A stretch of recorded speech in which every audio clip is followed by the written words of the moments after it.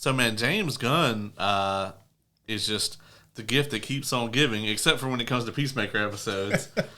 He won't give us any of that shit. But he this week talked a little bit about the revised DCU timeline and how basically they have like a 10-year arc that they're trying to tell. Oh, really? Did he give any details? No, it's more of he was on a podcast and he was answering some questions about how, the timeline has evolved a bit since they first put out that Gods and Monsters preview. And, he kind of stuck to his guns. Ha, pun intended. Give it to me. Oh, fuck. He stuck to his guns about how, if there's not a script that I love, we're not going to shoot the thing, right? And that's kind of why some of the items that were on that initial listing, like the Authority and things like that, they don't have a script that they think is going to be successful, so they're not making it. And some projects have been pushed back. Some are on the back burner. Some have been pulled forward. A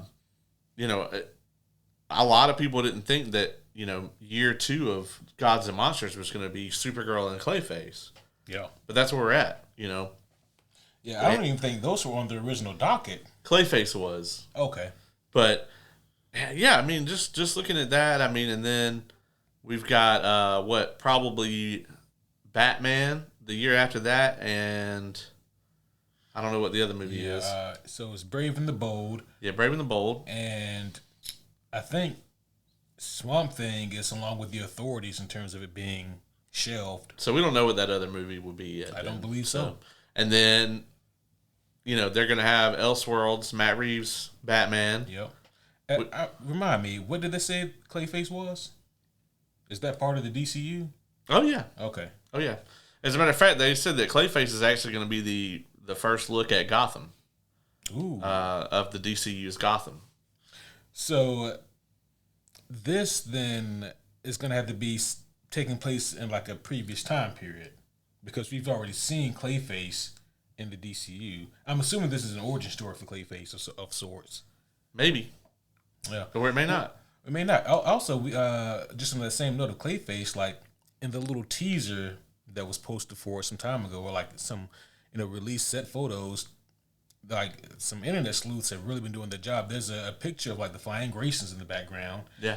We don't know if that's like just an old poster that was left hanging up, or if that's supposed to be like, whatever current time Clayface is taking place in. I mean, if they're going to try to establish, like, hey, this takes place in the DCU's Gotham, and they're going to start to show us, like, a lot more about what that city is like, I think that's really good because that means Brave and the Bold has less work to do. Mm-hmm. Because they're trying to introduce Batman and Damian to us, and then also, like, Gotham itself, right? Which is just as big of a character as anybody else in Batman, is the city itself. So I think it'd be incredible if Clayface actually went ahead and introduced us to a Jim Gordon and to Gotham. I think that'd be a really cool thing that could happen. That would be excellent because, like you said, having Gotham already be, because Gotham is a character in and of itself. Yeah. And already having Gotham established does a lot of the legwork, like you said earlier. And like, because along with Batman, there never is just a Batman movie because there's so many moving pieces that has to come along with any Batman movie. Yeah. There has to be an Alfred. Yep. There's got to be a Jim Gordon. So we at least need that already. So that's already at least minimum 3 characters, pivotal characters that you need in essentially every Batman movie. To this day, we've never gotten a bad Alfred. So, which is wild, right? I really hope they keep up with that. Yeah. Like I would hate to say that I almost said I can't see how they can fuck that up. However, stranger things have happened. Yeah, I mean, that we could, it's hard to see them fucking up a Jim Gordon now, but they definitely did it in the old Batman movies. Oh my God. He was such a non-entity that I think if you ask like casual fans who've seen the movies, they'd probably say, well, Jim Gordon wasn't in the movies until Batman Begins. Yeah, it's like, no, dog, he was. He wasn't really, but he was. Right. There was a character named Commissioner Gordon. They were just kind of this laughing stock, bumbling, Angel Grove police chief. Absolutely. Like, what did you do before Batman was here? Yeah, I don't know what they would have done.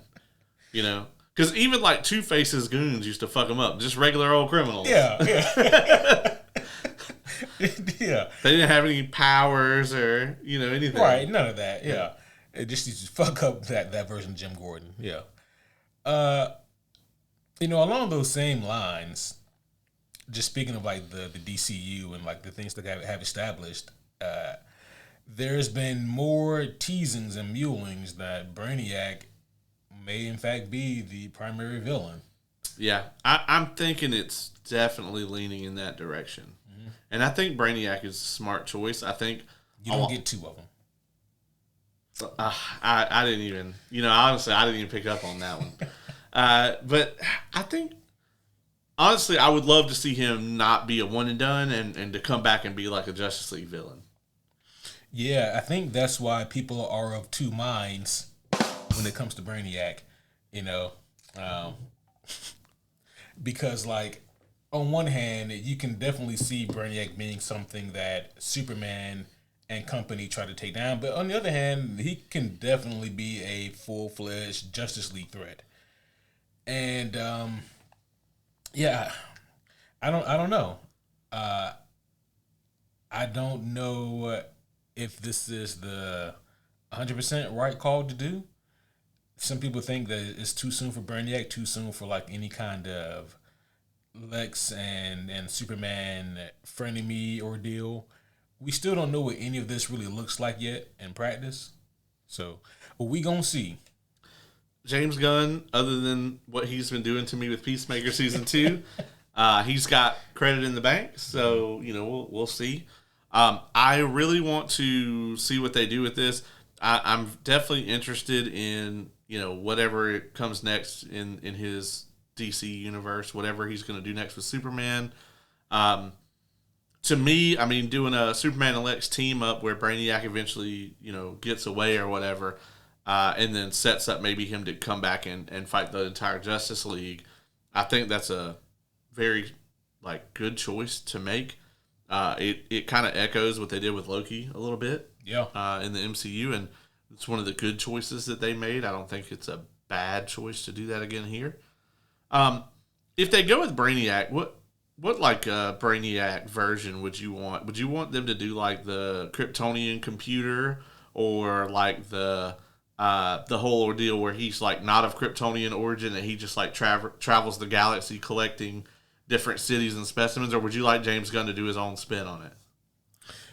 I think they can do an amalgamation of both options 1 and 2, where he is of Kryptonian origins, like he was created by the Kryptonians for codexing and upkeeping and things of that nature, and then he becomes, after Krypton is destroyed, he's this rogue entity, and now he's collecting and he's building, and Earth has, as far as he knows, the last 2 Kryptonians, so why not go there? Yeah, codex them.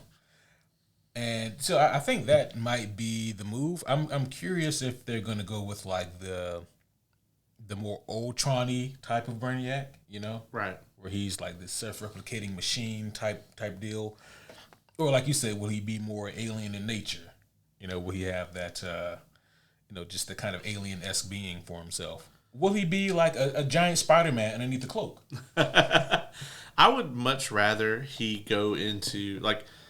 Honestly, we've seen the Ultron replicating thing, and obviously that's nifty for a movie because it gives you an army of goons to defeat.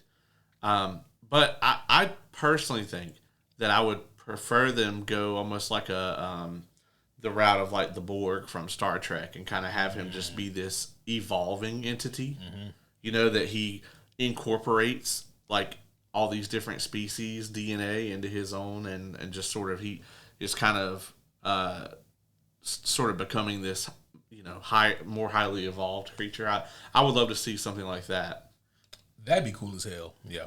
Yeah, I dig that. Clearly he's going to have to be a big enough threat so that we need at least the minimum of Superman and Lex teaming up to stop it. Right. So he's going to have to be something that's insanely OP for it to require both of them to work together. Agreed. Yep. Speaking of lines along the lines of like the Justice League movie, whenever they decide to finally do that at the DCU, I actually think I'm ready for like the Legion of Doom. You know, I Yeah. think just because with all of these like big massive superhero movies that we've gotten, we've never fully seen like team versus team. Right. You know, I think it's time, and I think that Justice League versus Legion of Doom, not the WWE tag team. Uh, I think that would be an incredible move. I would love to see that. Or did they go with the Crime Syndicate? See, I was thinking about the Crime Syndicate, and that would be incredibly fun. It would be even more.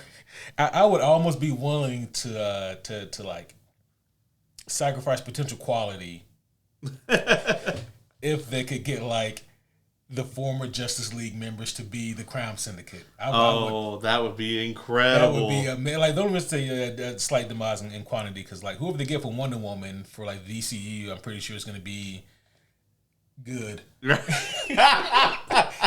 Kal-El, no. Kal-El, no, that's going to be my other button. Kal-El, no. But a Crown Syndicate would be amazing. Like if they got like Ben Affleck's Batman and they or Owlman, to be Owlman and Cavill, to be fucking Ultraman. That would be amazing. I really do think that there would be something to that could be really incredible. No Ezra Miller. Oh yeah. Yeah, hard pass on that. Yeah. They could get Jonathan Majors. That would be hilarious. Oh shit. Oh no, they get him to be Brainiac. Oh yeah. I mean, he actually got acquitted of all that shit, right? Yeah. He was acquitted of everything. He'd actually be a great Brainiac. Yeah, he would. Although it might be typecasting a little bit, but I would want to get the guy that got playing Commissioner Gordon. Jeffrey Wright. Yeah, Jeffrey Wright. Yeah. Oh, it's Brainiac. Yeah. Huh? Ooh. 100%. Man, to go from Gordon to Uatu to Brainiac. Well, he started off as a murderous robot. See? Oh, fuck. Well, okay. Spoilers for Westworld Season 1 are bad. Yeah, are bad. That season's only 8 years old or whatever. Yeah. Did you hear about No Way Home? There's some good and unfortunate news. The good news being that we got a Tombstone casting. Yep. The unfortunate news, super unfortunately, being that Tom Holland, we were still looking for some details on this, but apparently Tom Holland is going to be out of filming with a concussion suffered while doing a stunt for a while. They haven't actually said how long, but it seemed like it was bad. Yeah, the way they're describing, and don't get me wrong, any concussion is bad. We know that now in 2025. Concussions are a big deal. It's not just getting your bell rung. We don't know if like he was concussed to the point of being knocked unconscious. We don't know if he just had a bad fall and like really got a fucking stinger going on. Like we don't know the severity of it. Yeah, we don't know anything. I think we do know that it wasn't just him, but it was also another stunt person who got injured as well, from what I heard. So I don't know what kind of stunt this was or what they were doing. Let me ask you this: what are your thoughts, if any, on actors performing their own stunts? I mean, honestly, I feel like the industry is going to move further and further away from it. Because I think that like the insurance and the agencies and things like that, obviously they have the agencies especially and the studios to an extent have a major investment in the celebrity status of these actors. Tom Holland is way up there, and I just think that we're probably going to see more of this over the years because of that. And I think a lot of that has to do with why some action scenes are so choppy in a lot of these things, since they got to switch out to the stunt doubles. On the other hand, I mean, they should be putting trained professionals in these situations, rather than actors that may have had, a couple days of training or whatever. I don't know what kind of training for Spider-Man Tom Holland has had, so I can't especially speak on that. But on the flip side of that, you'd think that they wouldn't be using live guns on movie sets anymore either. And that shit happened recently. So, you know, you would think after like one person got killed doing that, they'd have been like, oh, we'll never do that again. But yeah, I mean, that's that's a very valid point. I think with stunt people, I mean, clearly and obviously, like they have such a pivotal role, and it's such like it's a role that doesn't get the credit it deserves, like being a stunt person. Oh, like, 100%. Yeah, because like they make these movies and TV shows look so goddamn good, and I do like when the actors are able to perform their own stunts, but if it's something that you know either A, can't be done safely, and or B, is going to take like an exorbitantly long time to train somebody how to do this certain stunt, then you might just want to get a stunt person to do it. And not to say that, like, you know, put stunt people in dangerous situations, but like their job in and of its nature is always going to be inherently dangerous. Yeah, we don't know exactly what the stunt was. No. You know, we don't know how crazy it was. It doesn't have to have been that crazy. It could have been a simple 1-2 fight scene, like a fisticuffs, and things just went wrong. Yeah, I mean, it could have been a very simple, like, oh, hey, you're going to jump from this little platform to that little platform, and, you know, somebody slips, accidents happen, something goes wrong. So we don't know the details. Mm-hmm. I mean, you can get hurt walking down the stairs, you know, so we don't know specifically what the details were of the stunt.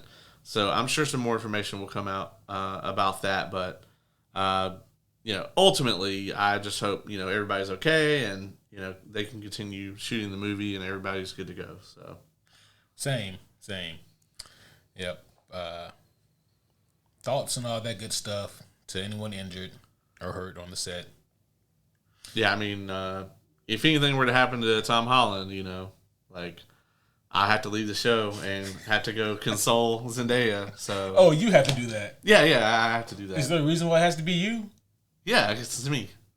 Okay, yeah, Well, you know how comforted you are by my presence here as the world's greatest co-host, and so therefore I would have to go extend that comfort. You see, I just think that responsibility will more solely fall on my shoulders to carry that burden. Oh, I see. Yeah. I don't think so. Actually. Oh, really? Yeah. Okay. Well, we'll talk more afterwards. Because Junior thinks it should be him, and we all know that's a terrible idea. And we know that's a terrible idea. Yeah. But we actually do have something other than our meandering thoughts to share today. We are actually going to be talking about the first half, we presume, of season 2 of the illustrious Gen V. Yes, Gen V has returned, and I'll be honest, it felt like it had like a quiet build-up in release. I think so. There wasn't a ton about it, and typically Amazon will throw their stuff out there. Everywhere. Although I will say that I personally go way out of my way to try to avoid ads and things like that. So, yeah, but Gen V was kind of a show that revitalized a lot of people's hope or faith in like the boys universe. Things started to get a little iffy around season 3 of The Boys. And, you know, at this point, people are just... It's not that people are falling off with the show, but people are ready to see its conclusion. And I think that's fair. Like, 5 seasons for, you know, a show like this is kind of a good wrap-up. Yeah. But to answer your earlier question, yeah, it is 8 episodes total. Okay, so yeah, this is going to be the first half. Did we talk about the Emmys? A little bit on our last cold open. Okay. Yeah. I thought we did. Yeah. Mm-hmm. Anyway, that just ADHD friends. But yeah, you know, I did think this was kind of a quiet release, but like I said, I go out of my way. I avoid a lot of ads. It was funny because I was watching something on Max the other day, and fucking Warner Brothers definitely...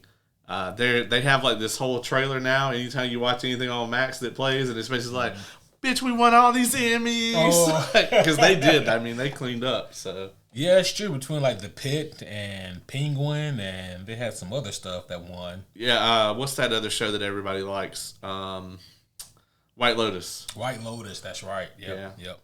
Yeah, so yeah, HBO. I mean, they cleaned up. Last of Us won a few things. That's right. Last of Us. So I think they won 17. Yeah. As a studio. Yeah. Which was pretty nice. John Oliver won. Yeah, I mean, so HBO they usually put out some pretty high quality shit, so that all tracks. I mean, honestly, if anything, it's kind of a downturn because the Emmys kind of used to be like the HBO and everybody else awards. Mm-hmm. Yeah. And now that like Netflix and Amazon and everybody, has kind of come into sort of that premium TV format, there's been a lot, it's been spread out a lot more. Yep. Jimmy Kimmel's back. We didn't talk about that at all. Yep. Yep. Just want to put that out there. Sure is. Yeah, he's back. I went on YouTube and watched his monologue from last night, as I'm sure there's no telling how many views that has, but I imagine it's a lot. It's a lot. And I will go right back to like never watching that show, just like I did before all the controversy. But you know what? We're podcasters, so let me say this. I think the freedom to say whatever we want to say on here is incredibly important. Even if you disagree with us. And I think everybody's right to voice their opinion is incredibly paramount to our society. So there's a lot of people on the internet that I really disagree with and don't like. But they have the right to say whatever they want to say on there. So, Ditto. Here we are. Yeah. Well, with that being said, I suppose proper introductions are in order.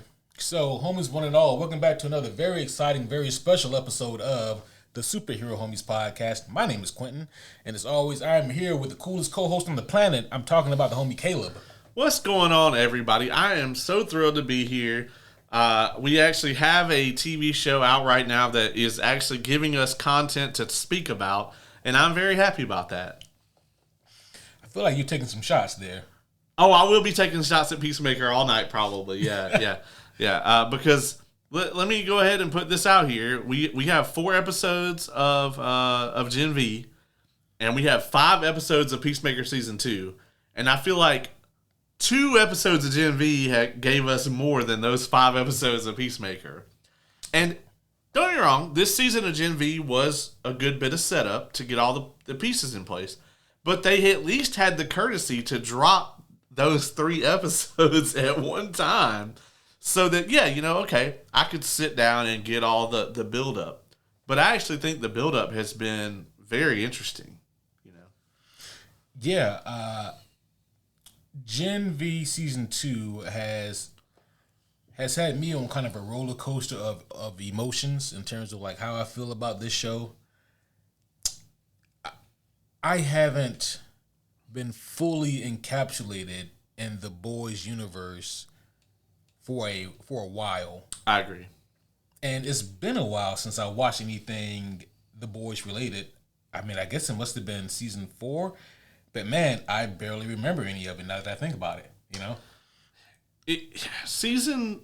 I think seasons 1 and 2 were incredible. I agree. And a lot of times, people will say like, season 2 is where a show lives or dies. And I agree with that in most cases. Like, I think if you're season 2, like I think with your season 2, you got to hit the ground running and you got to top season 1. You got to prove that you actually can make a compelling ongoing narrative.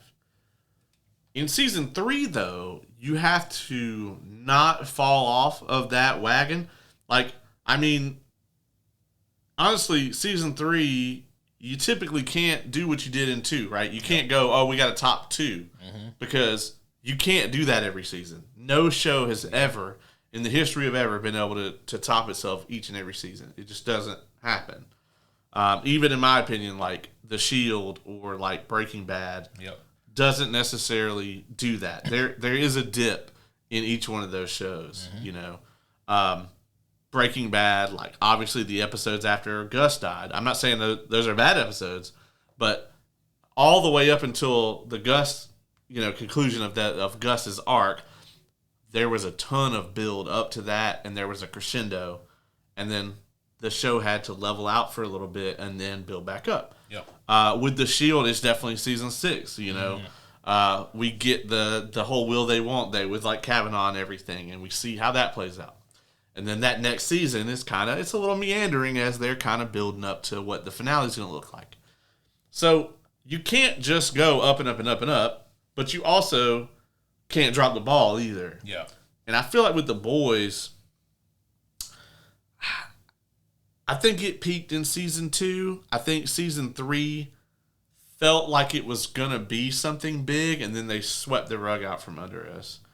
And ever since then, ever since they kicked Maeve out that window, like it just feels to me like they're dragging it out into this final conclusion between, I guess, Butcher and Homelander. Yeah.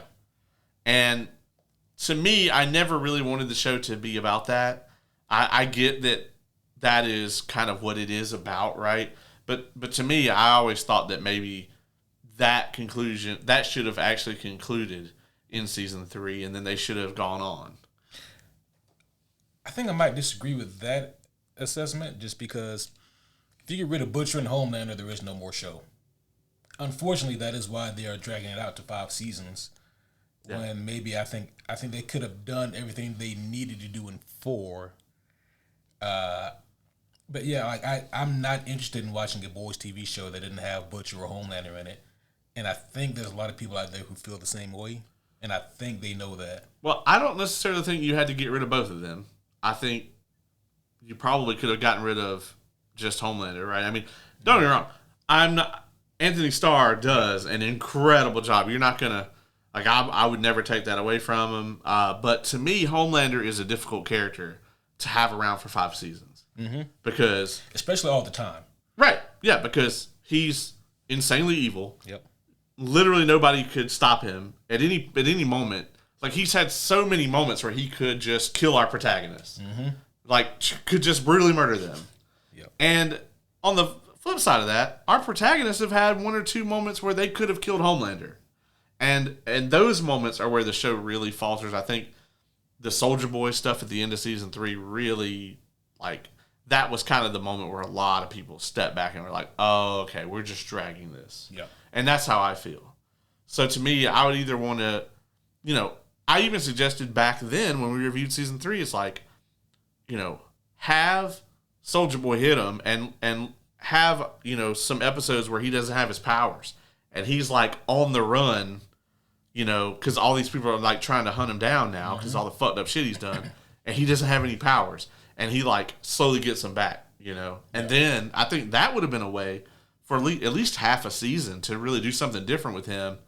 And then his powers come back, and now he's like in this turbo, super powered Hitler Superman era. Whereas in the actual show that we got, it really just feels like that happened overnight. He just kind of that dude like threw a can at him or whatever, and he just flipped his shit.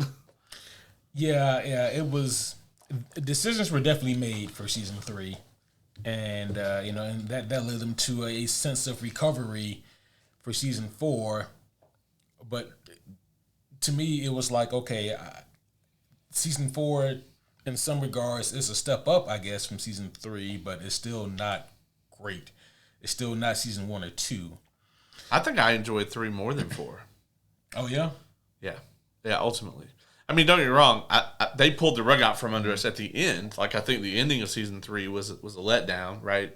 But overall, I think I enjoyed the base content of season 3 with all the Soldier Boy stuff. I think I liked that better than the base content we got in season 4 that I can barely tell you, even remember. Like, I remember the Huey's dad thing where they had his dad go ape shit at the hospital. I remember some of the Victoria Newman stuff, but that's right, she's dead, isn't she? Yeah, her arc was a big nothing burger, and I really didn't like that. The Stan Hansen? No, that's a wrestler. Nope. No. The Stan Edgar. Yeah, Stan Edgar. Giancarlo Esposito's character. I'm glad that they got him in there for a little cameo, but I feel like they've really kind of dropped the ball with him. It feels like the entire show is in service of the Butcher versus Homelander thing. Yep. And I just don't know. I know that that's like the focus of the comics too, and I just don't know if maybe they should have made it the most important part of the show, but not have everything serve that plot. That's my main complaint about season 1 of Gen V. If you go back and listen to our review about that, it's like, oh, this was a really great show, and then they just kind of made like pigeonholed it into the same thing where it's just there to serve that plot. And I feel like season 2 might also head in that direction. So for me, and I guess like this will kind of circles around to Gen V season 2 here. I think that like my root problem with this televised boys universe is it's just that it starts at the roots. It's like for the comic books, they are a parody of comic books. Like that's what it is. You read those comic books and you see that like, yes, there is a very interesting and well woven together story being told all throughout that series. But at the end of the day, it's built around parodying comic book characters and superhero tropes. Right. Just because he, the creator just he doesn't really care that much for superheroes. Like he just it was never really his gig, even when he was writing superheroes, which is kind of bizarre.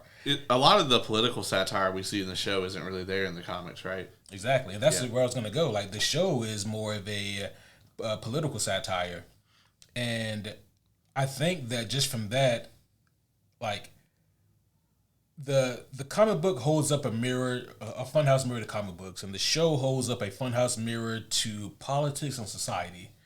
One of those things is way more serious than the other, and we got to a point, and for me, in the entire boys universe of like the boys and Gen V, where it now just feels like there is half of an interesting story being told and half lazy satirical political commentary. Yeah. And I'm like, I'm being hit over the head with it now. I think it is rich when it is nuanced and well told and well delivered. Like, and I love when they do stuff like that. I think it was season 2 had one of my favorite moments of that.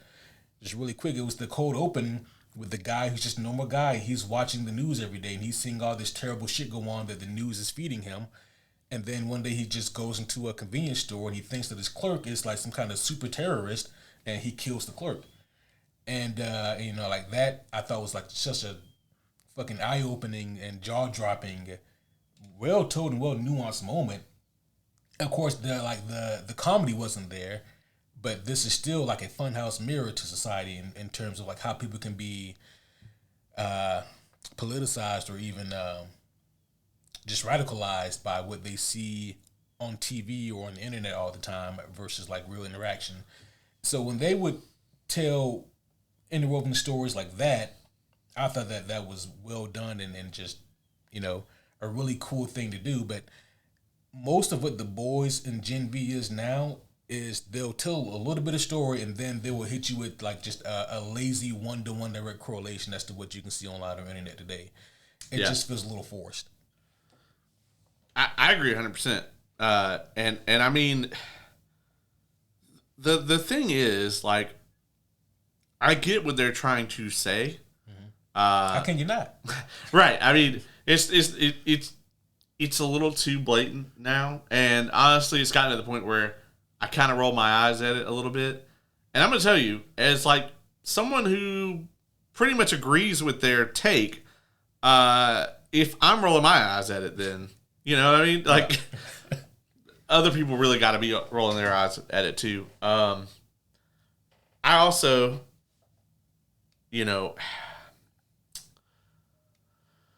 I forgot how much Starlight looks like a fucking ghoul now. That also bothers me a little bit. Yeah, man. And no, I'm gonna say that this is not body shaming because she didn't look like that before. She made herself look like that on purpose. So I'm not body shaming you. I'm saying you made a terrible decision. Bruh.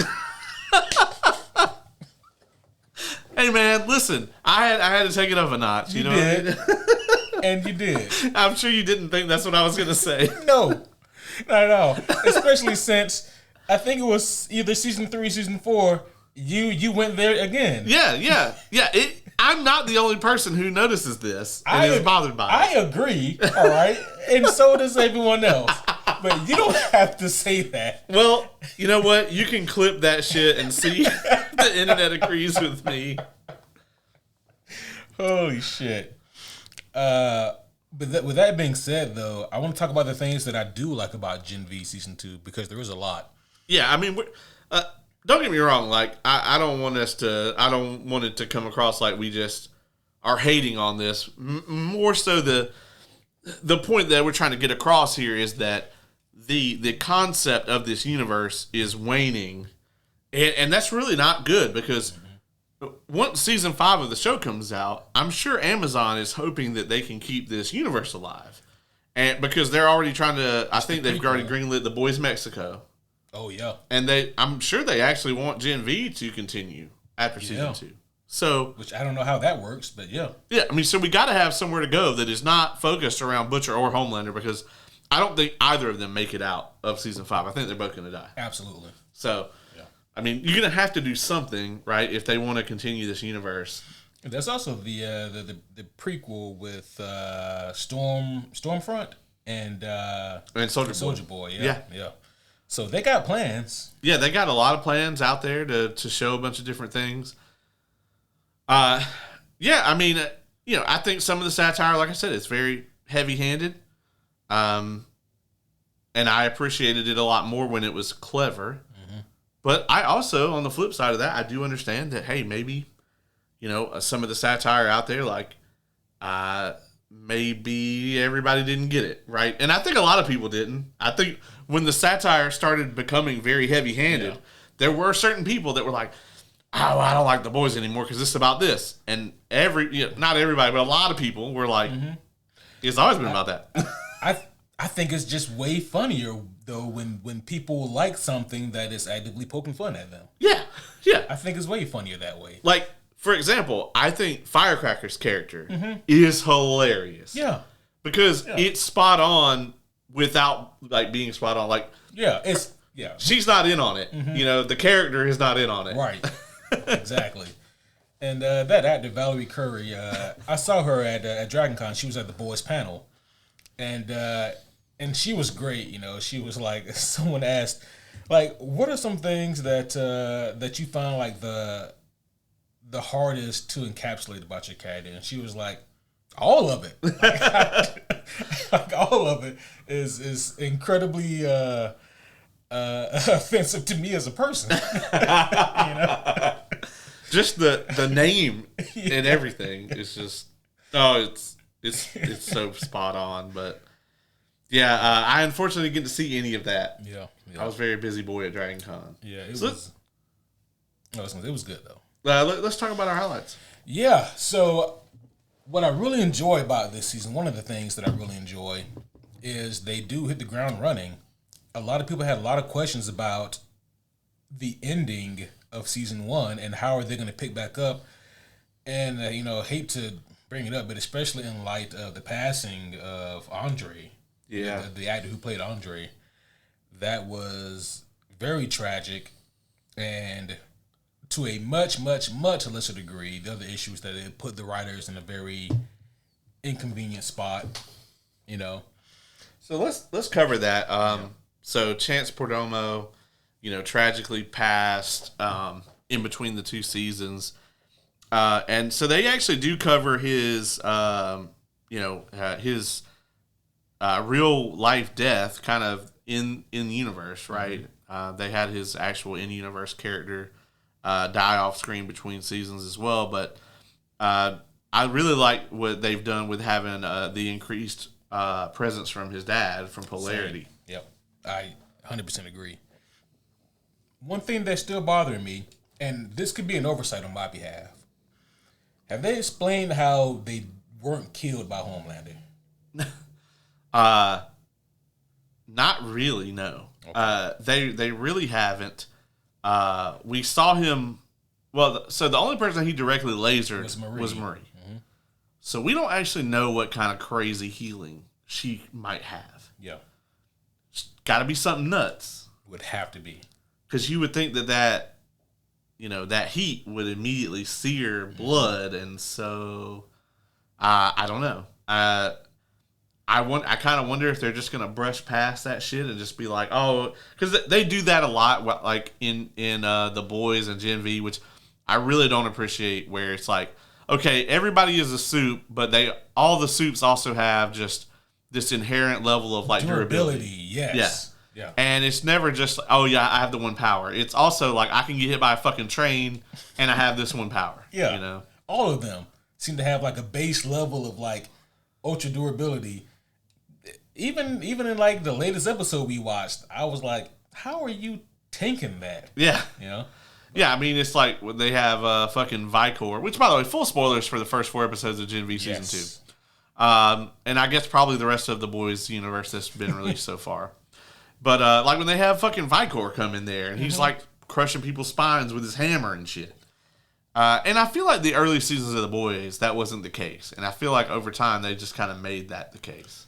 It kind of seems that way, right? Because in the earlier season of The Boys, you would see the same level of violence, but people wouldn't get back up. Like, that's it. You're fucking dead. Yeah. And now I guess they're like, well, we just can't have so many of these characters dying. Yeah. So they all have like a base level of super durability. And I think it's in season 3 or 4, Homelander like lasers Victoria Newman like on TV. Oh yeah. And she just like doesn't get hurt.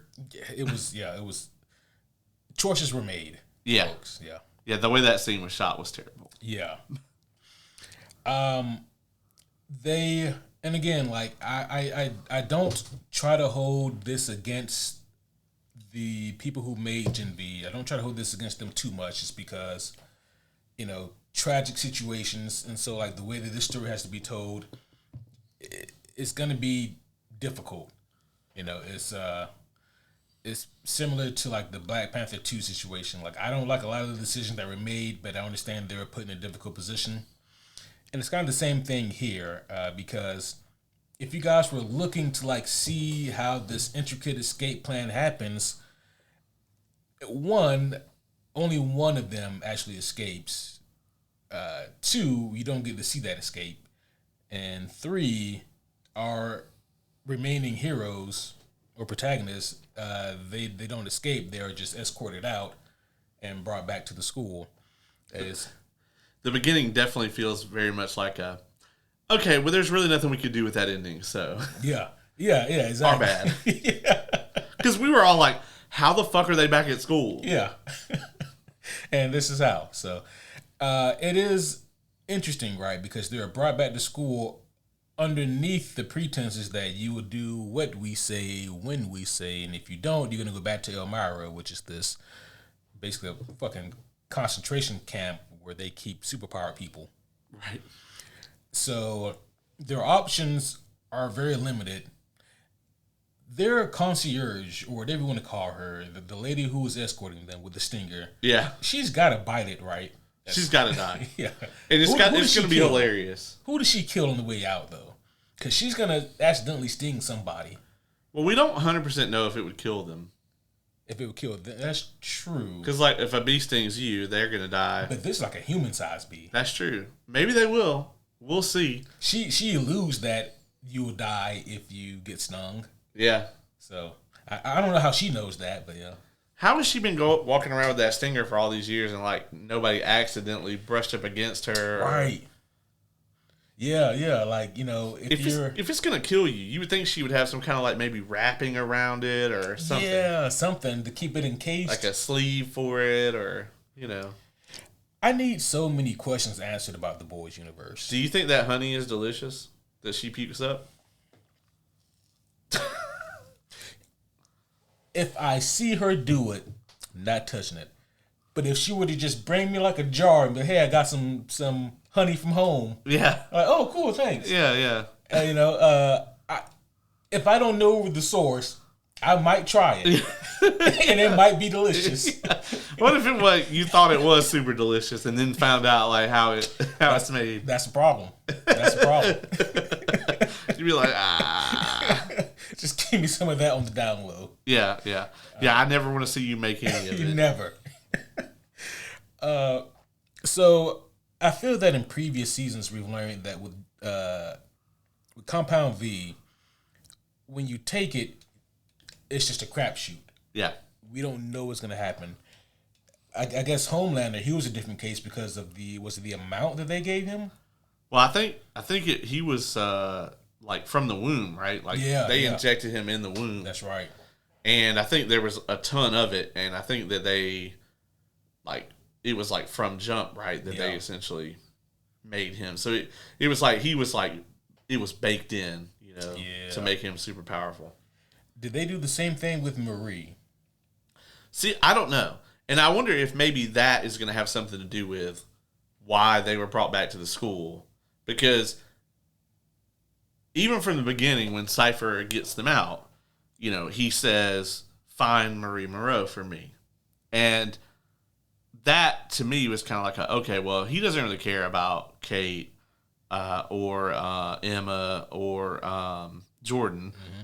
He just wants them there because he knows that it'll be easier to keep Marie there if they're there. That's the way I feel about it. And I also wonder if, like, that's why he got them out, He seems to have some sort of tie to her and also to Thomas Godolkin. Yeah. So. Yeah, they are giving us answers, but for every time we get an answer, there's definitely another question that we have. Yeah. Like, it's that Thomas Godolkin and that fucking tank. And that back to tank. Yeah. It's either Thomas Godolkin or it's Anakin Skywalker. I hope it's Thomas then. Yeah, I would be way more worried if it wasn't. Because, they got superpowers, but... Oh my God, they get Gen V from midichlorian. We just figured it out. Concentrated midichlorians? Well, I'm very glad that Star Wars doesn't have a equivalent to Bushmaster. Oh, no. Oh, maybe they do. Bushmaster belongs on the episode that Rick and Morty creator, what's his name? Dan Harmon? No, Justin Roiland. Yeah. Bushmaster belongs in the Justin Roiland episode. Oh yeah, of the boys Diabolical. Yeah, because that superpower is weird. I always think about the kid that his power was moving in slow motion. But then he stabbed the guy, but it was in slow motion. Yeah. Like, that's so much worse. Yeah, it is. So yeah, they are escorted from Elmira back to school underneath these very strict tenses that they're going to do what they're told. Yeah, and Kate is there. And we just have to pretend, right? We had to agree to be gaslit that Kate wasn't that bad of a person. I'm not pretending. Nor am I agreeing to be gaslit. It's just that, don't get me wrong, the way that the characters react to Kate is very much in line with what you would do had you encountered someone who did what Kate did. Yeah. Emma especially. Yeah. I love the way Emma talks to Kate. Oh, yeah. But the way that the show treats Kate, it's almost like they want to give her this kind of sympathetic face turn, but you gotta earn that. And typically, like, the more devious shit you do, the harder or the longer it's gonna take for you to make that turn. See, I actually thought that they killed her in the early episode. And I was actually like, oh, that's a very brave choice. I actually really like that. But then, of course, they walked it back, which I disagree with. And now her role in the show is, like, super questionable. It's like, you got to earn that face turn, like you said. And it kind of just feels like it's like, oh, she was in the hospital, where she also murdered more people, for the record. Yep. What's his name? She's done completely fucked him up. Sam? Sam. Mm-hmm. I mean, he was already fucked up, but like his mind is completely scrambled now. Oh, yeah. It makes you wonder if the Sentry sees hand puppets when he's having an episode. Also, Sam, I feel it has nothing to do this season. Oh, nothing. He's got nothing to do. I feel like it's been... Did we see him in episode 3? I know we saw him in 1 and 2. Maybe we saw him in 3 a little bit. I think 3 is actually when him and Emma watch TV or whatever. Oh, okay. Yeah. And they're getting There was that. Yeah, they was getting high watching TV. I don't know if they got high, but I know they watched TV. I just threw that part in there. Maybe they didn't get high. Because they were watching the show he sees the puppets from. Yeah. Yeah. And then we saw him very briefly in episode 4, like barely at all. I don't even remember seeing him in episode 4. Like he literally was basically there as a fucking backdrop. Like they showed him like he was just chilling out on the lawn at the campus, like just barely above an extra. And it's so bizarre because he's immensely powerful. How does the school function? Because it's like they don't have an Xavier. Right. Like there's no one there. They don't have like an X-Men. There's no one there who keeps everyone in line who have all these dangerous powers. I guess they're just like Cipher can keep them in line literally. He can just go full tilt assuming direct control. Maybe. But what did they do before Cipher? Yeah. Yeah, they had a human running this bitch before. The school is very implausible, even in this universe, right? Yeah. I'm not quite certain how they get anything done. I'm not sure how that school was open past its first semester.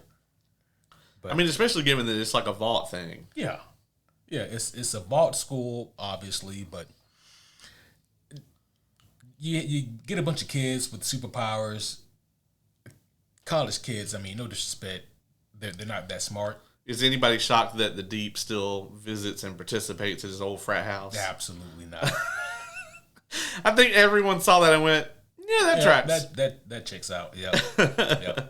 I'm just glad he wasn't hitting on any of the girls, at least. Oh, he was. God damn it. Yeah. Yeah, he probably would pick up Bushmaster if he found out. He'd be like, can you make those into some tentacles? Perhaps? Maybe 8? And this show just also ruined Bushmaster for me because that was the villain in Luke Cage season 2. This is it's season 2, not season 1, where it's Diamondback who's famous for saying, I'm Luke Cage. And he, in fact, was not Luke Cage. It's very important to point out. That's what makes him so duplicitous. Yeah. Also, not to get us down a weird Luke Cage rabbit hole, but like Diamondback, his whole thing was he got like stolen hammer tech and he used that to fight Luke Cage. That was one of the shittiest suits that I ever seen. And if that is the capacity for what hammer tech is, then Justin Hammer should have never been in business to begin with. I think that's the point. Hammer tech is just one step above Acme. Oh, shit. Yeah, well, he was more affordable than Tony Stark, so, Oh, yeah, I mean, I hope. That Iron Man suit that they tried to build was a bad time. Oh, yeah. That dude got twisted in half. Well, Justin Hammer said that the pilot didn't die. He said he survived. Yeah. What kind of condition he was in, it can't have been great. Oh, Maria's on the run in the beginning of this, and she was it her sister who she's been looking for? Yeah, that's right. Annabeth, that's right.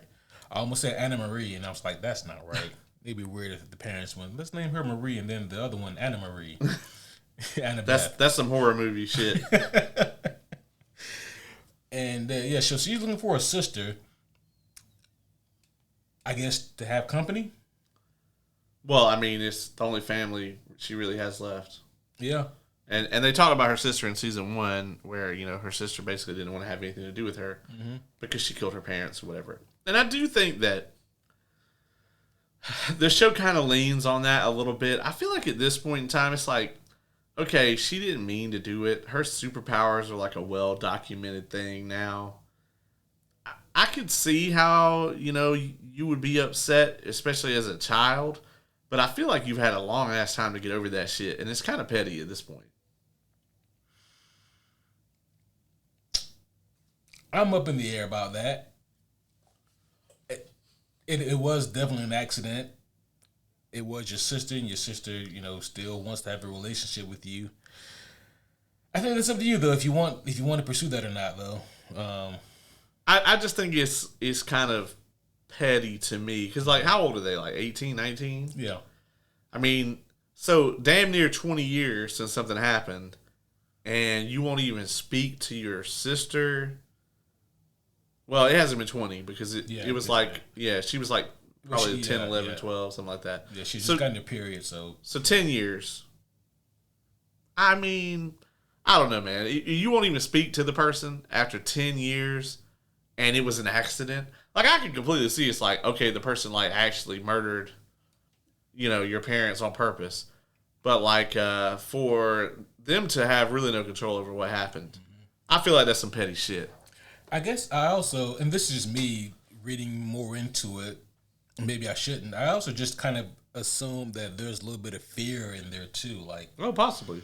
Because you see this a lot of in a lot of cases with like mutants in the X-Men universe, where like I really don't want to be around because like you see the fear in the person's eyes when the mutant power kicks in, and so now like their family or the loved one doesn't want to be around that because they're fearful of what this dirty mutie could do. Yeah. I mean, in this case, they may just not want shit to do with Vought. Yeah. Yeah. Because, in the X-Men universe, it's one thing. Mm-hmm. But in this universe, the racists are the superheroes. Yeah. So. And they make all the superheroes. Yeah. Yeah. Yeah. I'm kind of jumping around here, but, I think it's all good. Yeah, for sure. Dog Knot, the bounty hunter. Oh, man. I kind of hope we don't even see this guy again. Yeah.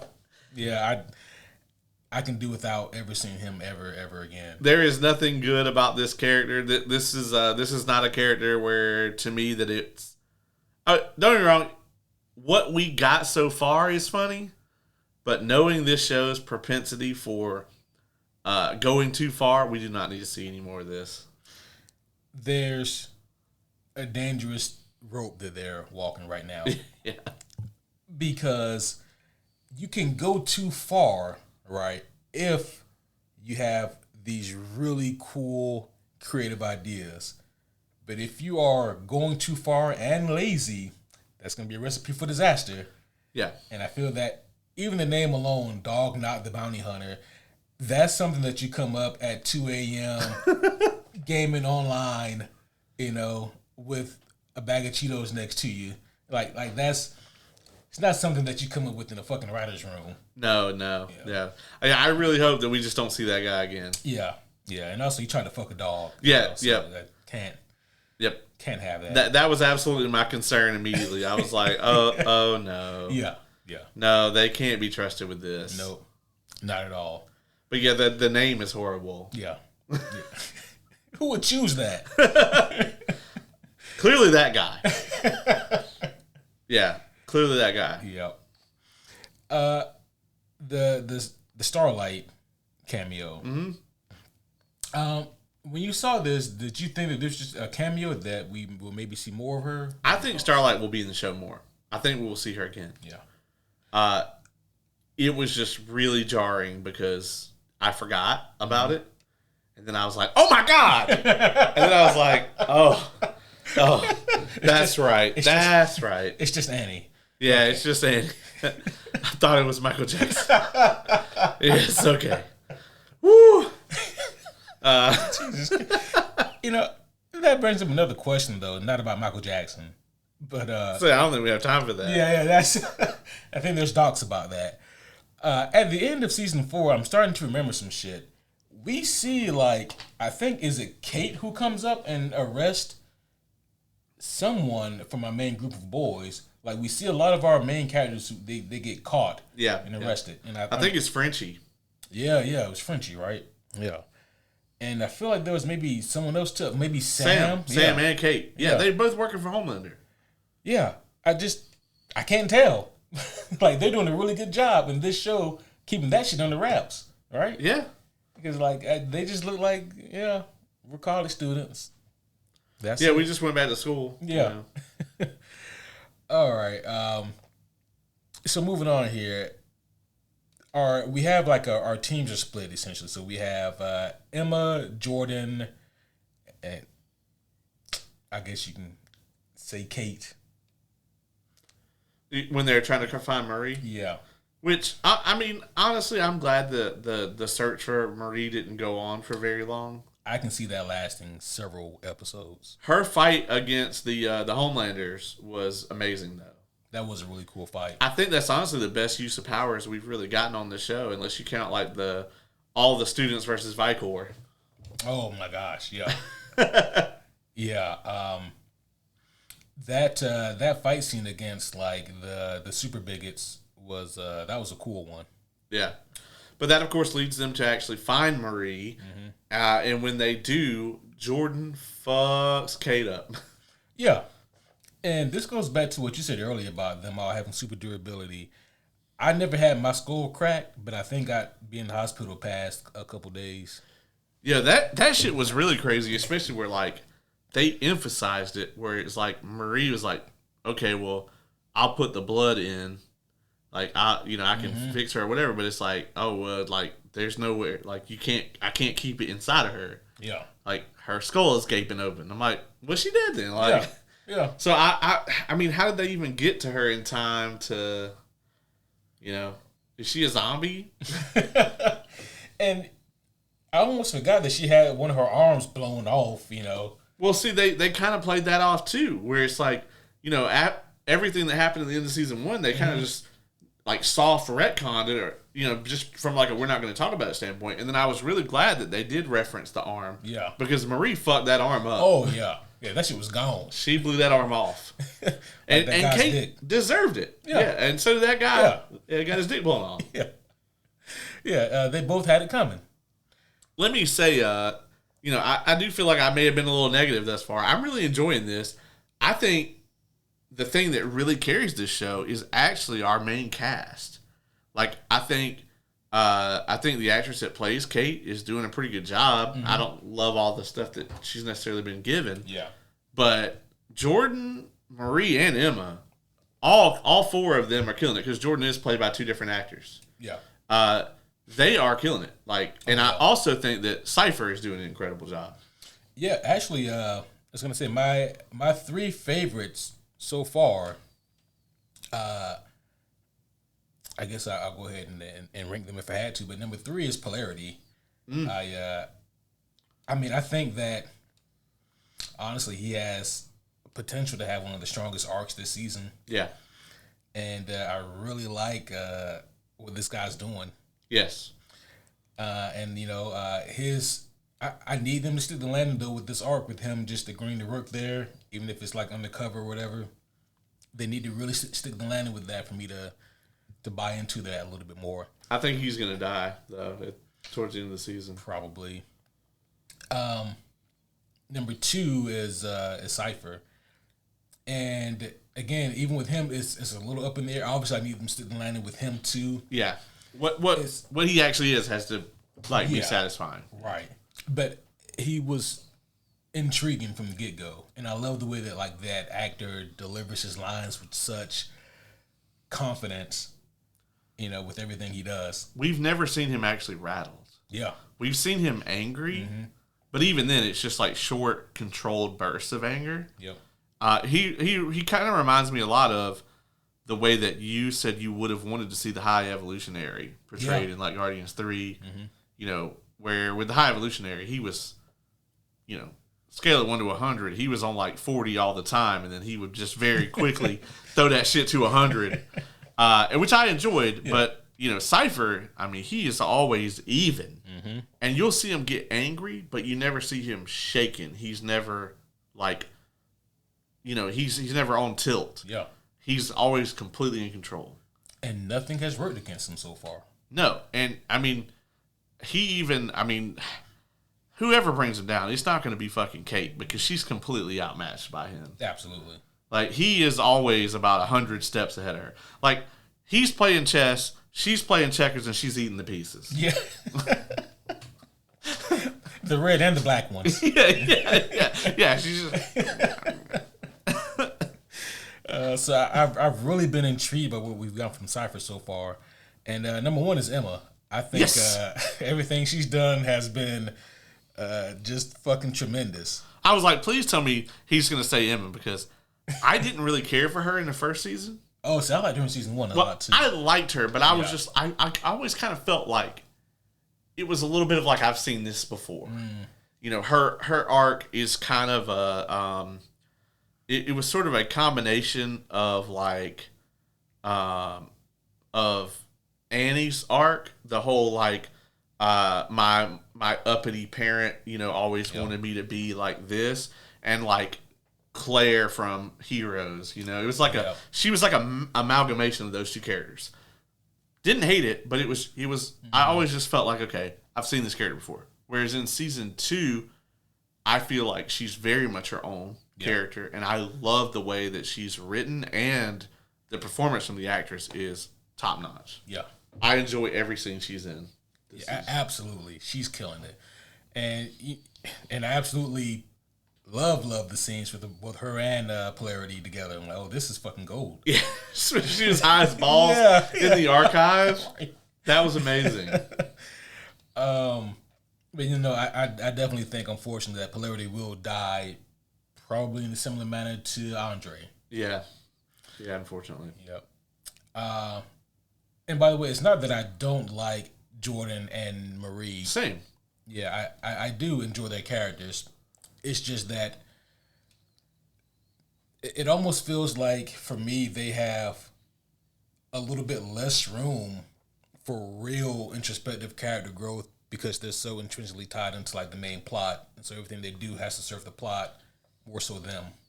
Yeah, Jordan is my favorite character, and I really like Marie too. I think Marie's powers are awesome.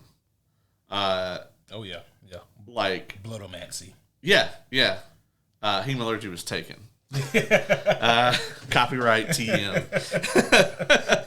But that's kind of what she does, you know, to an extent. The blood magic thing. I really like it. I think it's a cool fucking thing for a superhero to have. And I really love the way the show has used her abilities. If there's anybody that I think is ready for the big leagues to be a main character on The Boys, I think it's probably her. Mm-hmm. But I will agree that both her and Jordan, they're not plot devices, but they're plot elements very heavily in this season. And so it has been hard for them to have their own kind of scenes where they're not just expositing or being directly involved in something. Same for Kate. Who does have time to do that kind of thing is Emma, who we get to see all this kind of like cool character moments with her where, yes, she's very serious. She's devoted to like their cause and furthering the plot and taking down Vaughn and taking down Cipher. But she's not like directly up under his ass all the time, except for the one time where she literally was. And didn't really need to see Cipher's taint. Yeah. Or his balls. Could have gone my whole life. But here we are. But here we are. Yeah, I mean, so she's got time to sort of have these moments. They probably could do that with Sam. They just aren't. And I guess, what do you do with Sam? And like, ironically enough, man, it is kind of what I described as like the Sentry problem. Yeah, I always tell people like you know you don't see Sentry that much in the comic books anymore because what the fuck do you do with him? Yeah, and it's the same thing with Sam. We've seen how fucking OP this kid is. Yeah, and how unhinged he is. What do you do with him? yeah, but I mean something. Write him out. Do something with it. I mean, honestly, unless they have some big plan for him, I mean, you know, have Homelander kill him. Yeah. I guess just going back to the finale of season 1, Kate and Sam were just going around doing some heinous shit. How does all of that get swept under the rug? Yeah, I mean, with Sam, it's kind of like you thought that they were really going to address it with him because I think it's Emma that says to him, like, hey, you know, you did some fucked up shit and she's stringing you along. Mm-hmm. And he kind of realized, honestly, I think that Sam is going to kill Kate. Ooh. Like, I know that they teased it, but honestly, if anybody's going to kill her, it really should be Sam. Yeah, I guess I didn't think about her being killed just because this character has suffered a lot. Yeah. Not saying that it's undeserved. It is absolutely deserved. But I don't know. I just never crossed my mind. if anybody was justified in doing it, though, it would be him because she completely manipulated him, like, for realsies. Oh, yeah. And she kind of, like, Morty's mind blowered him a bunch of times. Just like, oh, you did some fucked up shit. Here, you forget. yeah, exactly. Don't think about it. Just don't think about it. But yeah, he's fucked. And her power's also fucked. I guess more ways than one. I really don't know why it went to fucking a garden gnome. Again, that was a decision that was made. Yeah, that was a decision that was made. I want to talk about kind of what led into that a little bit, which is like the end of episode 3, we get the Jordan Lee speech. And this thing to me is probably my least favorite thing that's happened this season. It felt incredibly forced. Like, you knew she was going to do it. Like, the show made, like, no qualms about it. Like, you knew when she got up there that she was going to reveal everything. Yeah. But it didn't make any sense. I don't see how, knowing everything that this character knows, that they thought it was going to make a difference. Yeah. In a good way. Cipher was standing right there behind her. Cipher never looked bothered by any of it, which I loved. I did like that aspect of it. Yeah. But, I mean, even Marie is standing there just being like, bitch, what are you doing? Right. Like, people, like, Starlight is in the 7, or was, and spoke out publicly against Vought. Yeah. And you see how that went. Yeah. So you can't imagine that, like, you're going to come out and be like, oh, no, they murdered these Starlighters who didn't actually do anything. And that they aren't just going to propagandize it, sweep it under the rug, whatever, and it'll be like it never happened. I just don't understand what she thought was going to happen there. Yeah, and I left that ending of episode 3 wondering, what am I supposed to take away from this? Right, yeah. It felt really heavy-handed, and a lot of it seemed like it was just there to get us into the plot beats of episode 4. I'm not gonna lie, man. If the entire point of that speech was to get us into the fucking brawl for all, the fender, bender, blender, brawl, battle thing. Yeah. There's a billion ways to get here. Right, yeah. I don't think that this was one of the good ways to get here. Yeah, I mean, what's the point of, like, making everybody hate Jordan? Like, I don't get it. You know, I don't know. I don't understand. I don't understand it either. I don't understand. And then it's like, just from a logistical standpoint, how did you put this together in, like, 2.7 days? If that. Like, yeah. This whole thing was put together extraordinarily fast. Like, the marketing team was in there, like, the next day. Yeah. With a video. With a video package, yeah. You guys are working around the clock. And you set up a cage fight between 2 students. Yeah. Yeah, although apparently this has happened before. Yeah, yeah, this is a normal occurrence, I suppose. Apparently Maeve and the Deep fought. Yeah. And somehow the Deep is alive. Right, yeah. Hey, what happened here? Shit had to be staged. Right, yeah. Yeah, I mean, this whole thing, it's evident that, like, Cipher wanted Marie to accidentally kill Jordan. Mm-hmm. But that didn't happen. So it didn't happen. I'm very interested to see where this goes. Why do you think Cipher wants Marie to attune her power so much? So there's a couple of different things here. There's always the possibility that he, secretly wants Homelander dead and thinks that she could possibly do it. While I like that angle, it never goes well for anybody. No. I think about her fight with, was it Victor, the big Viking ass dude? Vicor. Yeah, Vicor, yeah. And he was like a boss battle for sure. You know how, like, you do your special attack in a video game and it just destroys a minion, but then you try it on the boss and it doesn't really work. You get wrecked, yeah. Yeah, and that's kind of what happened with Marie here when she tried it on Vicor. Yeah. And I'm like, if that happened with him, how's she going to go with Homelander? That dude started his own heart back up. You're right. Some gangster shit. That was nuts. And I feel like Homelander, if she did it to him, he probably could just make his own heart beat. Oh, yeah. Like, his heart's probably so strong, he'd probably just be like, yeah. Sure, I had to switch to manual real quick, but I'm good. Yeah, but I'm good. Yeah, I'm just telling it now to do it. You know, he just flex his heart, probably. And then he's going to look around the room and see who the fuck did that. Oh, he's going to know immediately because he knows who she is. Yeah, oh yeah, that's right. Yeah. Now, I mean, I don't know. You know, is it a situation where, you know, she could just make his brain hemorrhage or something like that? Like, is that what they're trying to train her up for? I'm not entirely sure, like, what his end game is going to be here. But I'm sure it ties into the main boys plot somehow. Yeah, I feel like that's almost unavoidable at this point. Either that or, you know, we've theorized that, you know, that's Thomas Godolkin in the hyperbaric chamber. Maybe he's trying to get her to heal him somehow. Because when she asks him what happens next, he does say miracles. Yeah. And that's I feel like that was a very purposefully chosen word. I can see that. They definitely want to use her for something. It's Vaughn. Yeah. And Cipher definitely has some bullshit going on. Oh, for sure. If, you know, God forbid, if I'm ever in a situation where I end up like that dude in the tank, let me die. Yeah, same. Same. Don't keep me there and be like, don't worry, buddy. I'm going to come up with a way to, you know. I'll play these records for you. And I'm just like, I found a way to pipe DC Unlimited or whatever directly into your hyperbaric chamber so you can read New Absolute Batman when it comes out. I got some more goop tube food for you, too. Yeah, like in Andor. Yeah, just like in Andor. Yeah.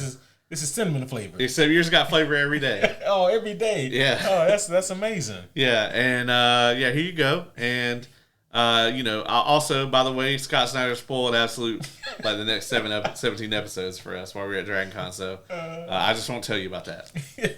Yeah. I mean, I would say take me to DragonCon, just wheel me around in the, you know, we get in line first for everything. Yeah, that's true. I'm not wheeling that hyperbaric chamber around. If he's got to be in there to survive, I don't think so. Okay, well, worth a shot. Yeah, we'll just we'll get a little camera, and I'll just carry that around and like live stream it all to you. You know, just speaking of that, when I like the plan, I think it was a sound plan that they had to have Marie go train with Cipher because she knows for a fact he can't be in two places. Actually, they don't know that for a fact. Yeah. But we're assuming that he can't be in two places at one time. For a minute, you know, like they do the whole thing where Marie's like, okay, well, there's no Gen V in his blood. I almost thought, and this is still possible, and if it turns out to be true, this should just be another one of the crazy predictions I've made on the show, is like, it's actually him in the hyperbaric chamber. And his ability is that he can like create an avatar or he can you know, like where that actual body isn't really him. He's just sort of controlling it. You know what I mean? Ooh. That would be an interesting twist. That would be. At what point then would he be considered the most powerful soup? Did they say that? Well, no, I'm saying, but that would probably have to make him one. Oh, yeah, for sure, yeah. You know? I think about it like this, though. When they had Kate and... Who was it? Kate and Jordan? Yeah, Kate and Jordan who broke into the mansion. I probably, I get it. You see that hyperbaric chamber, and you're going to want to know who the fuck is in there, but... I feel like maybe they could have got something in there. Yeah, they just took a photo. Yeah. And I'm like, how are you going to identify this person? I would look for documents, you know, something. Yeah, no. I mean, like, what's this man's real name? Yeah, also, it's just crazy for them to think they weren't going to get caught. Like, that he wouldn't have cameras in there. Yeah, like, he wouldn't have cameras, and, like, the guard, even though he's fucking a guard in him, he still saw you. Yeah. Yeah. I mean, the forget about us probably didn't work, so... Yeah. I don't know. Who knows? Yeah, I mean... Maybe if the forget about us part worked up until completion, and in which case he goes back to normal. And then Maybe. He's like, hey... I don't know, man. He seemed like he was getting ready to bust when they went inside. It probably didn't last long. That's true, yeah. Yeah. I ain't never had no garden Nussy? The Ganussi. Yeah. Oh my God. The fuck out of here. That's a sign it's time to start wrapping it on up, folks. Right.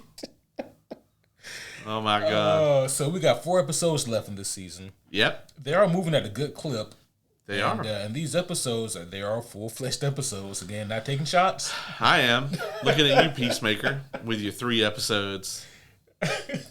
With your 5 episodes, it's actually 3 episodes. Oh man. And I mean, yeah, they are moving here. Don't get me wrong, there's some things that like I hope they can kind of clean up and straighten out. But I'm enjoying this season so far. I have literally watched the first half of this season within 24 hours. Like, that's how fast that these things have dropped.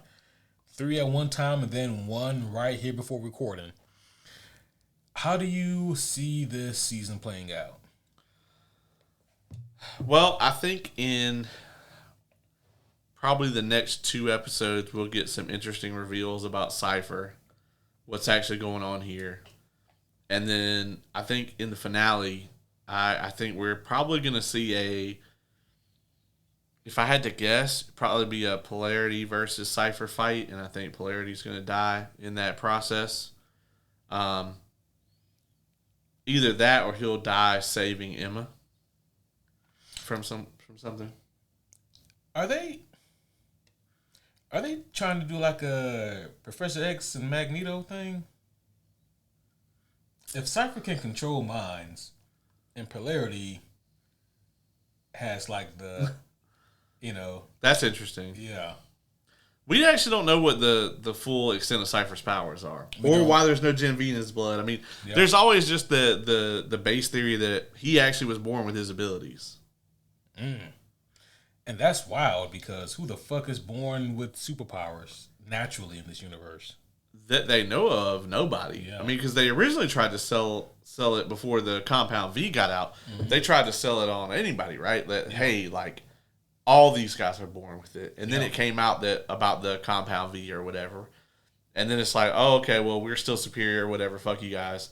Which I think that whole thing is dumb. I'm not really a fan of the way they were able to easily kind of spin that. I think that should have gone. That should have actually been this huge public reveal that went sideways. Yeah. But that being said, it would be something if there really were people out there that were born with superpowers. It was just incredibly rare. And that might be our motive for like, okay, is he actually training Marie? Was Marie designed to take down Homelander? Is that what Odessa is? Yeah. Because that would be really interesting if he's like, I actually was born like this. That motherfucker's been out there flying around, and he's just a lab rat. That could be the motivation where Cipher wants to kill Homelander, but he's still a villain. Yeah. And then you have to wonder what's Cipher's defense for himself, because he has to know that he's training Marie. She's getting stronger and better and more precise with her powers. What's to stop her from just offing him? He has to have something in line for that too, I'd imagine. Yeah, maybe so. I would hope so. Yeah, I would hope so. Yeah. It would be like if I killed your pets and then I'd be like, all right, Caleb, I'm going to teach you how to be the world's greatest marksman. Here's this gun. Yeah.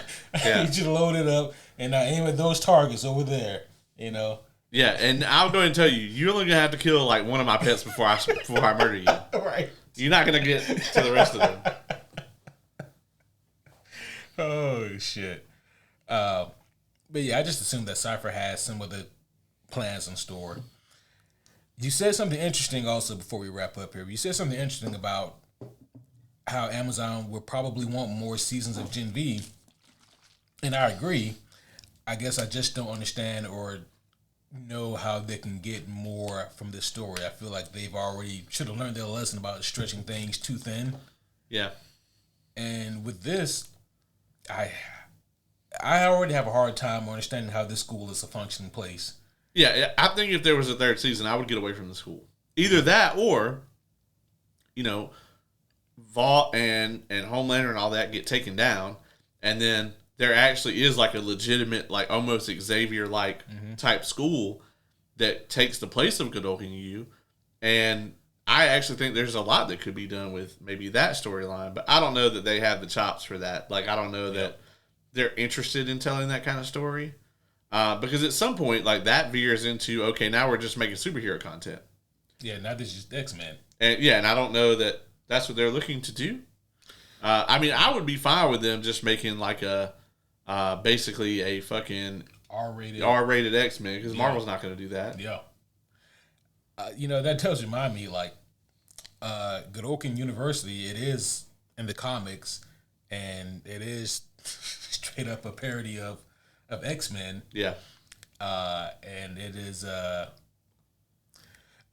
like, that place runs in the comic books exactly the way you think it does. Yeah. Which is, it should be shut down immediately. Yeah. That was actually a pretty good storyline. Huey has to infiltrate, because he's the only one who's like young enough to be. Yeah. Hello, fellow kids. Yeah, hello, fellow youth.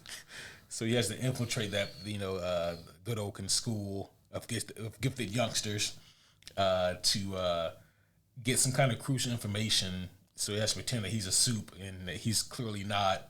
And hilarity ensues, and of course death and gratuitous sex and murder and all that stuff.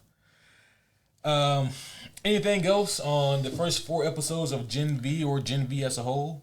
No, I just think what they're doing with this, and like the way that they're crafting this, if this is just meant to be like a C plot for the boys, I kind of wish they just had never done it. If they're trying to do something with this and maybe branch it out from that, like, it having to serve that main storyline, then that's actually what I would like to see. But I guess we're going to find out over the next 4 episodes if that's what Amazon actually intends to do with this. Because it's definitely not what they did in season 1. Yeah. And I'm not saying, like, okay, if the show is just that, then I hate it. That's not what I'm saying.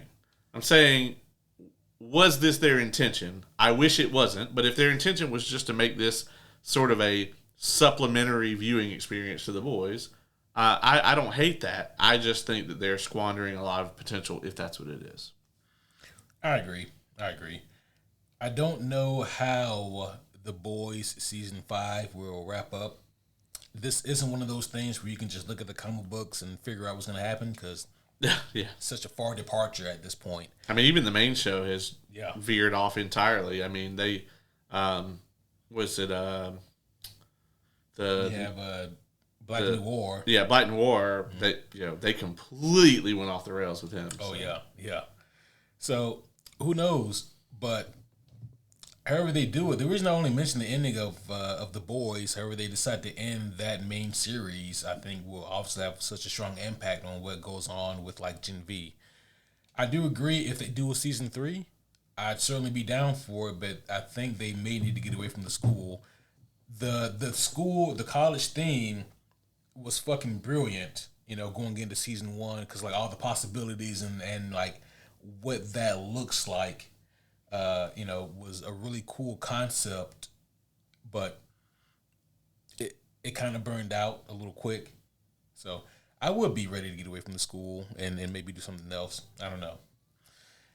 Curious to see what happens with Cipher, because he is a pretty intriguing villain, and I don't know if he's going to be a one and done. I don't know what all his secrets are, but the show's doing a good job of keeping me intrigued. So, yeah, I agree with that. Did I go first, or did you go first on Peacemaker? I feel like it's my turn. I think it is your turn. Okay. Well, you got Peacemaker on Friday then, so. Yeah. And I actually won't be here with you guys next week, unfortunately. It's unfortunate I won't be here, but it's not for an unfortunate reason that I won't be here. I'm actually going to be at Universal Studios, and I'm going to actually be checking out the new Epic Universe that they have there. So I will be able to regale you all with tales of that while I'm gone. But I actually do believe that the homie Lauren and the homie Dylan are going to be filling in for me while I'm gone. So you guys are going to get some awesome guests, since all the other homies that come on here, for the most part, are going to be with me. That's right. But that being said, I'm enjoying this season so far. I think Emma is the highlight. Really loving Cipher, really loving Polarity. Very interested to see how they go along with it. They definitely have sort of built this the main plot around this like air of mystery with Cipher, right? They're also doing a lot to not show a lot outside of the school because, as we know from the end of season 4 of The Boys, it's very much like a totalitarian sort of situation where Homelander is pretty much running the country after season 4. So I assume they intend to show a lot of that kind of dystopia in season 5 of The Boys, and they are trying not to show a ton of it in this show. So, but I think the small glimpses we do get into that world are intriguing. So, whether they stick the landing or not is very much going to impact how I feel about this ultimately. If I would have scored the first half of season 1 of Gen V, and I think we probably did, I was very big on the show. I actually was like, I like this show way more than The Boys about halfway through. And then the finale sucked for season 1, and it just kind of ruined it. So right now, if I had to score this thing, I think I'm going to give it a 7.7 out of 10 based on what they've done so far. I really like the characters, we mentioned with Emma, Marie, Jordan, Polarity, Cipher, Kate to a lesser extent. Really love what they're doing with all of them. Some of the plot points do feel contrived, and some of the characters that are nonsensical. And I do hope they kind of explain more about what happened between the end of season 1 and the beginning of season 2. But I also feel like the show might just be like, don't think about it, Morty. So 7.7, that is that's my score. It's a strong score. I like it. I'll go ahead and go right off rip here. My score was very similar. I scored this at 7.5. Here we go. For very, very similar reasons. We're usually very close. Yeah. Yeah. I mean, if you guys see, like, we're very close. Yeah. There's so much potential that this show has, that this season has. And I'll be honest, I think at where we're at so far,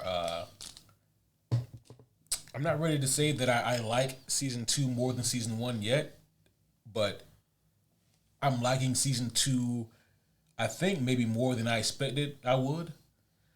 And I think that's a really good thing so far. They are doing some excellent character work with some of these characters here, and I love that Emma is getting so much shine. She is absolutely incredible.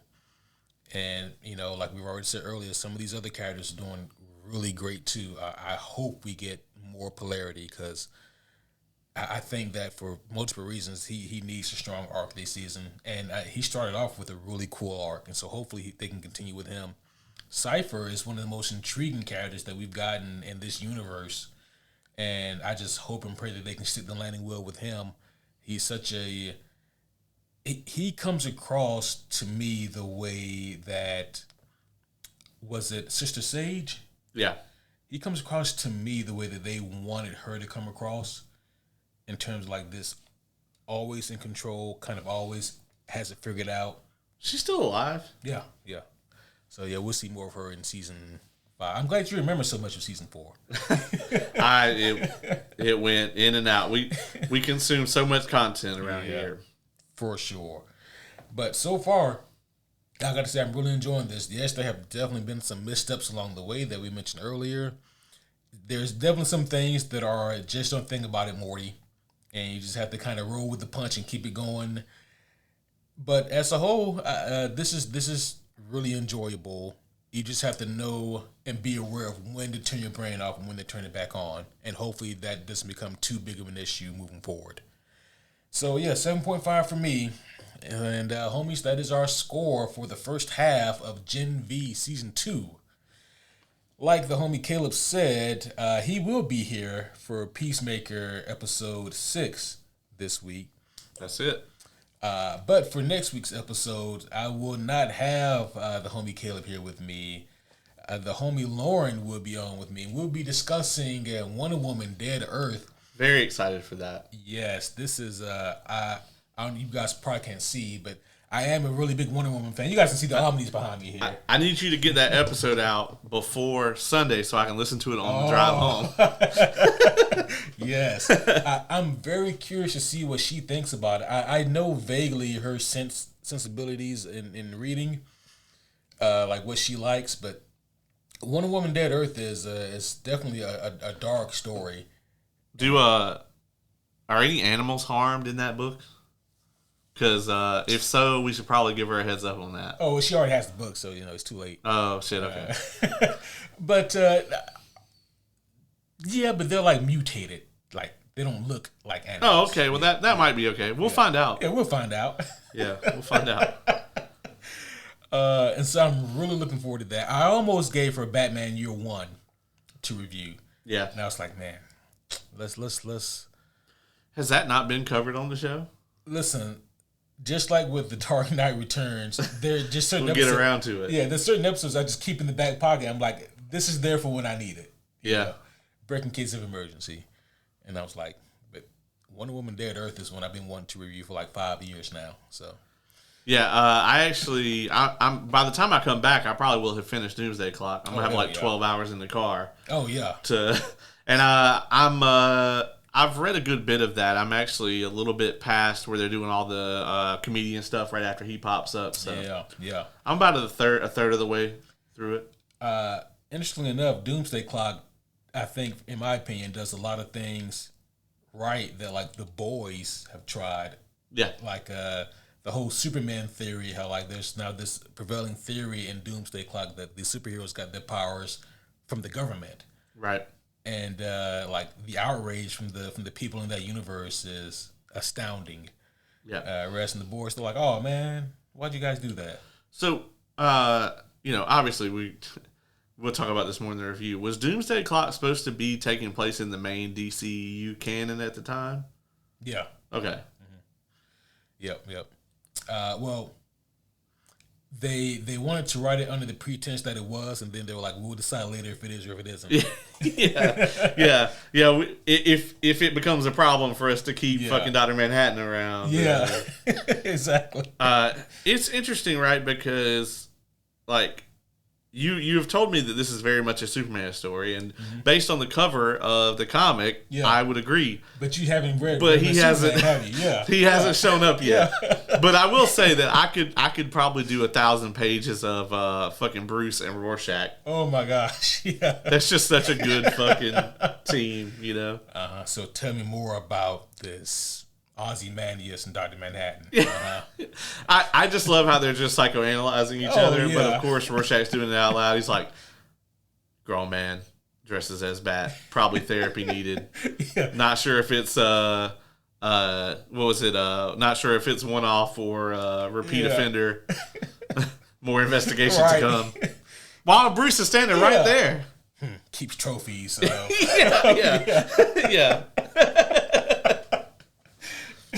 And then he ate Bruce's pancakes. I think that was the final straw, really. He's like, yeah, I came in here, I ate breakfast, I found your secret cave or whatever. But anyway. Yeah, take a look at this. And Bruce is just like, who the fuck is in my house? Alfred. Yeah. Please come down here and shoot this guy. And then, of course, next Friday, the homie Dylan will be here with me to discuss the penultimate episode of Peacemaker Season 2. I'm sure by that point, things will have happened to the show. Had to get one last... I am very happy, though, that I will be back for the finale. Yes. Because I'm going to the beach the week after that. Oh, shit. So I was like, oh, man, this really just kind of timed out. Yeah, so I will be gone for a week, and then I'll be back for a week, and then I'll be gone for another week. So, and then when I come back from the beach, it'll probably be the finale of Gen V. So, because that finale is October 22nd. Yeah, I'll be back by then. So, I'm just going to be back for the finales of all the things. Not a bad time to return. Yeah, we don't have any big movies coming out, really, for the rest of this year. We really don't. I mean, the big blockbusters coming out, other than like the Taylor Swift concert or whatever. I mean, that's going to make a fuck ton of money. Oh, for sure. Would be Wicked 2. And, is that this year? Yeah. Damn. Wicked for Good is coming out in December. and it's gonna make $1 billion for sure. Oh, yeah. So yeah. Well, homies, that is all we have for now. But of course, we will be back very soon. In this case, very, very soon. Just a couple days here with Peacemaker Season 2, Episode 6. yes. But until next time, my name is Superhero Homie Q. And I'm Superhero Homie Caleb.